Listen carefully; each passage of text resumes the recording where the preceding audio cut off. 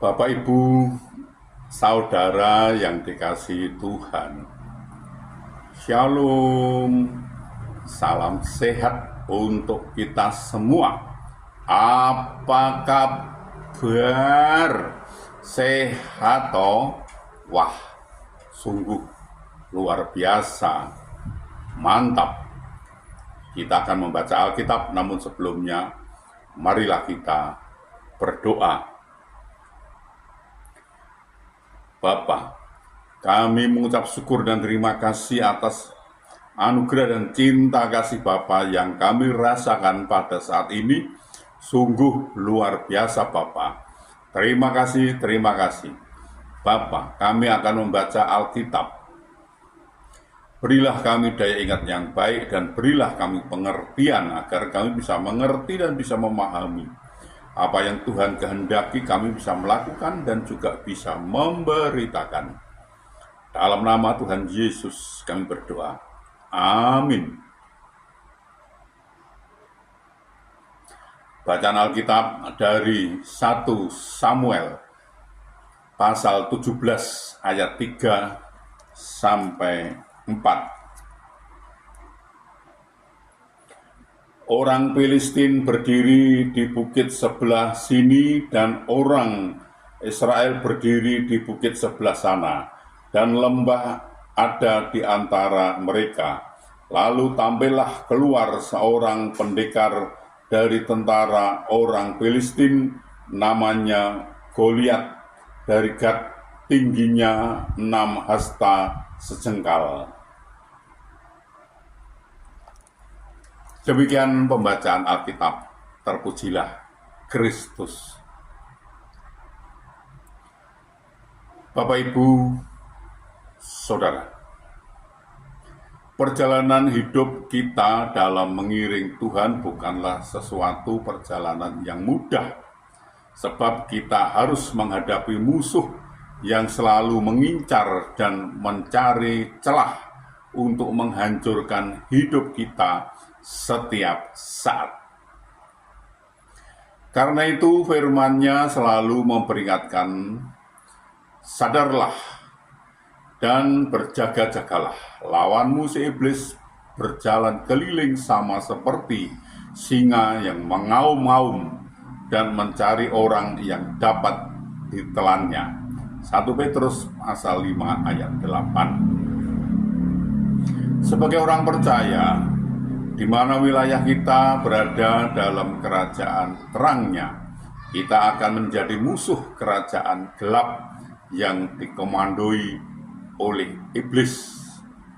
Sadar atau tidak, kita berada dalam medan peperangan. Namun perjuangan kita bukanlah melawan darah dan daging, tetapi melawan pemerintah-pemerintah, melawan penguasa-penguasa, melawan penghulu-penghulu dunia yang gelap ini, melawan roh-roh jahat di udara. Efesus pasal 6 ayat 12.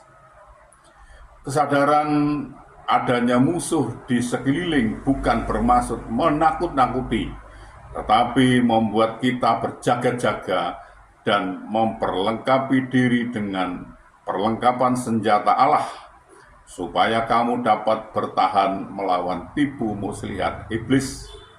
Efesus pasal 6 ayat 11. Goliat dan dari Gat adalah musuh yang sangat menakutkan. Seorang prajurit yang terlatih sejak masa mudanya dengan perawaan yang sangat tinggi, besar, 6 hasta sejengkal atau 2,9 meter, hampir 3 meter. Belum lagi peralatan perangnya yang canggih untuk ukuran zaman itu. Ketopong tembaga ada di kepalanya, dan ia memakai baju sirah yang bersisik. Berat baju sirah ini 5.000 sikal tembaga, kira-kira 57 kilo. Dia memakai penutup kaki dari tembaga, dan bahunya ia memanggul lembing tembaga. Gagang tombaknya seperti pesa tukang tenun. dan mata tombaknya itu 600 sikal besi, kira-kira 7 kilo beratnya. Dan seorang pembawa perisai berjalan di depannya. 1 Samuel 17 ayat 5-7. Menurut perhitungan manusia, Goliat si raksasa itu sulit untuk dikalahkan oleh siapapun. Melihat saja nyali orang-orang Israel sudah ciut, ditambah lagi dengan teriaknya yang penuh arogansi, semakin mendebarkan kekhawatiran, semakin menebarkan kekhawatiran terhadap siapa saja.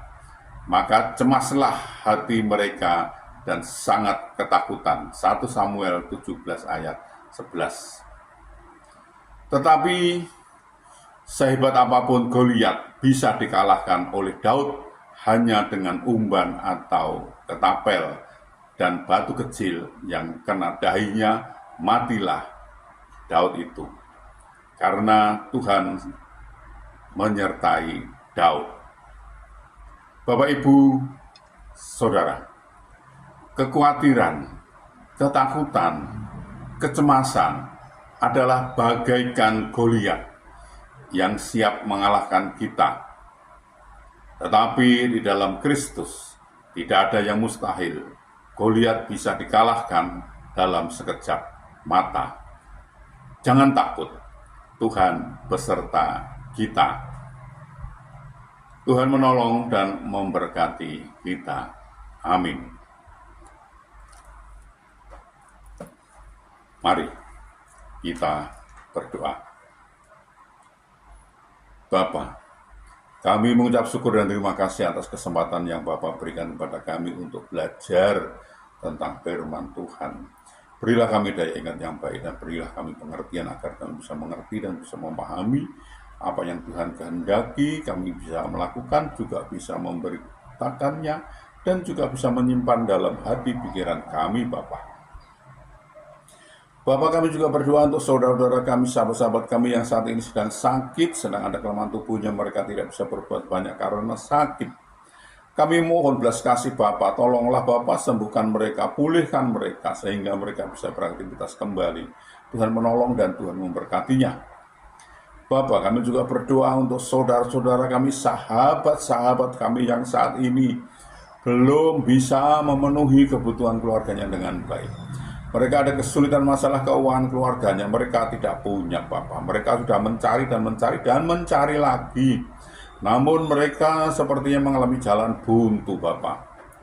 Kami mohon belas kasih Bapak, tolonglah Bapak, bukakan jalan bagi mereka sehingga mereka mencari mendapatkan.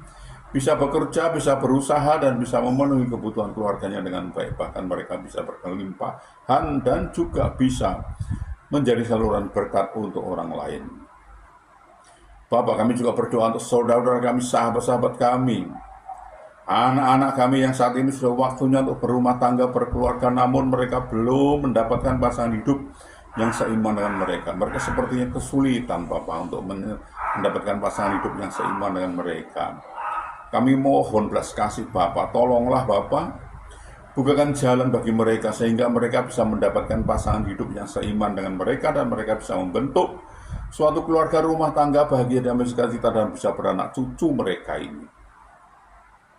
Bapak, kami juga berdoa untuk bangsa kami, bangsa Indonesia. Berilah damai sukacita, damai sejahtera pada bangsa ini.